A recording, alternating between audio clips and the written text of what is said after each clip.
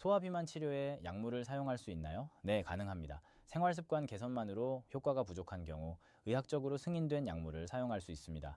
현재 한국에서 소아청소년에게 승인된 약물은 메트포르민, 리라글루타이드인 삭센다, 세마글루타이드인 위고비입니다. 약물 치료는 반드시 생활습관 개선과 함께 진행되어야 하며 최소 6개월에서 1년 이상 장기적으로 접근해야 합니다. 메트포르민은 어떤 약인가요? 메트포르민은 원래 당뇨병 치료제이지만 인슐린 저항성이 있는 비만에도 도움이 됩니다. 제2형 당뇨병이 있는 10세 이상 소아청소년에게 공식적으로 승인되어 있으며 당뇨병 전 단계나 인슐린 저항성이 있는 경우에도 처방합니다.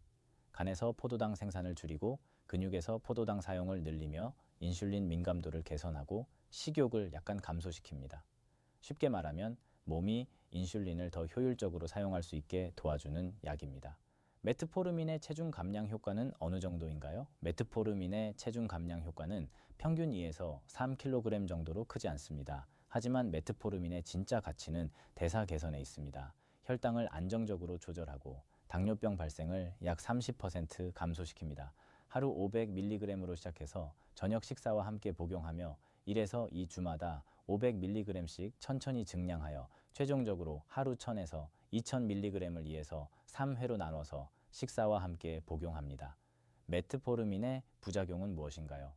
설사와 복통이 가장 흔한 부작용으로 환자의 20에서 30%가 경험합니다. 처음 시작할 때 흔하지만 대부분 1에서 2주 지나면 좋아집니다. 메스꺼움도 있을 수 있고 장기 복용 시 비타민 B1이 결핍이 생길 수 있어 1년에 한 번 검사가 필요합니다. 메트포르민의 장점은 60년 이상 사용되어 안전성이 입증되었고 가격이 저렴하다는 것입니다. 하루에 수백 원 정도입니다.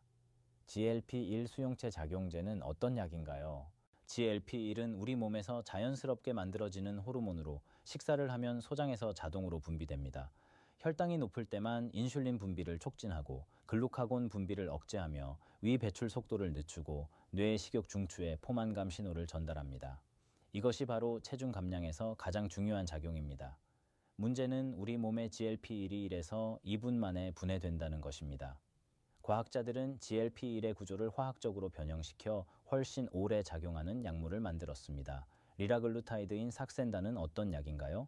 리라글루타이드인 삭센다는 1일 1회 피하 주사로 투여하는지 LP1 수용체 작용제입니다. 0.6mg으로 시작해서 매주 0.6mg씩 증량하여 최대 3.0mg까지 사용합니다. 미국 FDA는 2020년에 12살 이상 청소년에게 승인했고 한국에서는 2021년에 청소년 적응증을 획득했습니다. 스케일 틴즈 연구에서 12에서 18세 미만 청소년 251명을 대상으로 56주 동안 진행한 결과 BMI가 5% 이상 감소한 비율이 43.3%였습니다. 매일 주사해야 하는 불편함이 있지만 가장 먼저 청소년에게 승인된 약물이라 안전성 데이터가 많이 축적되어 있습니다. 세마글루타이드인 위고비는 어떤 약인가요? 세마글루타이드인 위고비는 주 1회 피하 주사로 투여하는 GLP-1 수용체 작용제입니다. 이것이 큰 장점입니다. 0.25mg으로 시작해서 4주마다 증량하여 최대 2.4mg까지 올립니다. 미국 FDA가 2022년에 12살 이상 청소년에게 승인했고 한국에서는 2024년 10월에 청소년 적응증을 획득했습니다. 스텝틴즈 연구에서 12에서 18세 미만 201명을 대상으로 68주 동안 진행한 결과 BMI가 평균 16.1% 감소했고 체중은 평균 15.3kg이 줄었습니다. 5% 이상 감량한 비율이 72.5%였고 15% 이상 감량한 비율도 53.4%나 되었습니다. 이런 효과는 생활습관 개선과 함께 진행되었습니다. 티르제파타이드인 마운자로는 어떤 약인가요? 티르제파타이드인 마운자로는 주 1회 피하 주사로 투여하는 차세대 약물입니다. 2.5mg으로 시작해서 4주마다 증량하여 최대 15mg까지 올릴 수 있습니다. 이 약물은 GLP-1과 GIP 두 가지 수용체에 동시에 작용하는 이중 작용제입니다. 성인 대상 서마운트 연구에서 72주 평균 체중 감소율이 15에서 20%였습니다. 위고비와 직접 비교한 연구에서 마운자로는 20.2% 체중 감소를 보인 반면 위고비는 13.7%였습니다. 게다가 위장관 부작용 발생률도 위고비가 44%인데 비해 마운자로는 18%에 불과했습니다. 아직 소아청소년 대상 승인은 받지 못했지만 임상 연구가 진행되고 있습니다. GLP-1 약물들을 어떻게 비교할 수 있나요? 투여 편의성으로 보면 가장 편리한 건 위고비와 마운자로로 주 1회만 맞으면 됩니다. 삭센다는 매일 맞아야 합니다.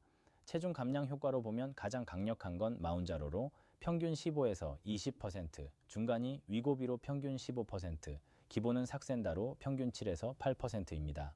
소아청소년 승인 여부로 보면 한국에서 승인된 약물은 삭센다가 2021년, 위고비가 2024년입니다. 마운자로는 승인 준비 중입니다. 부작용 발생률로 보면 가장 적은 건 마운자로가 18%, 많은 건 위고비가 44%입니다.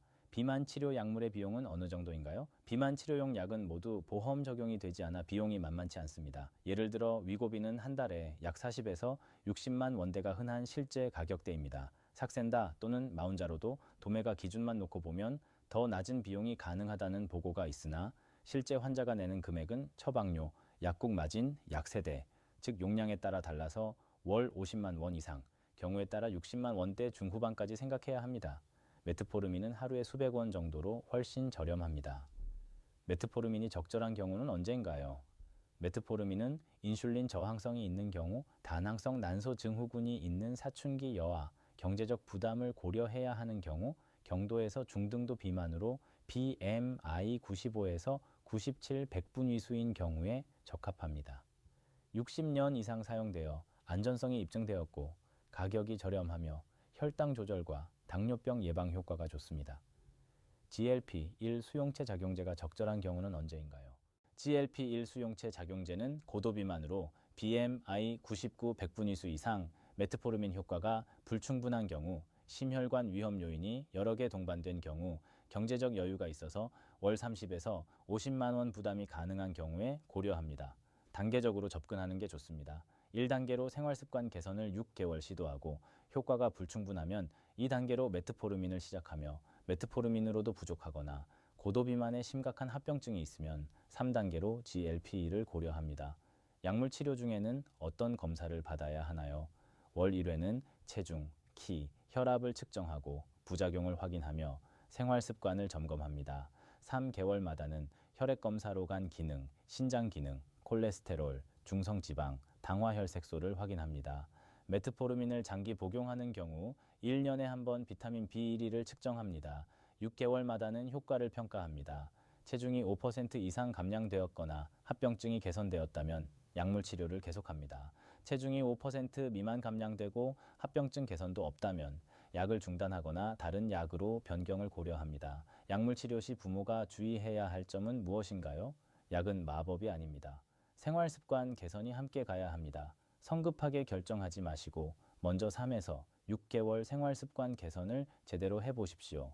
경제적 부담을 고려하십시오. 특히 GLP-1은 월 30에서 50만 원이 듭니다.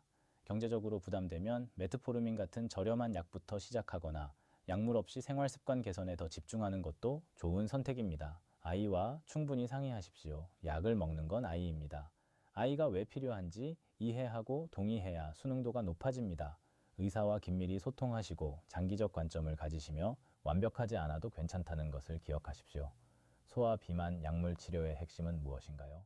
메트포르민은 인슐린 저항성 개선에 효과적이지만 체중 감량 효과는 경미합니다.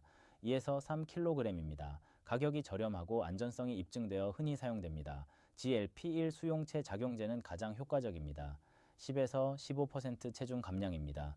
삭센다는 매일, 위고비와 마운자로는 주 1회 주사합니다. 비용이 비쌉니다. 월 30에서 50만 원입니다. 한국에서 소아청소년에게 승인된 약은 메트포르민, 삭센다, 위고비입니다. 단계적 접근이 중요합니다. 생활습관 개선, 그 다음 메트포르민, 이어서 GLP-1 순으로 진행합니다. 약물 선택은 비만 정도, 합병증, 경제적 여력을 고려해야 합니다. 정기 모니터링으로 월 1회 체중, 3개월마다 혈액검사와 생활습관 개선 병행이 필수입니다. 가장 중요한 것은 평생 유지할 수 있는 건강한 생활습관입니다.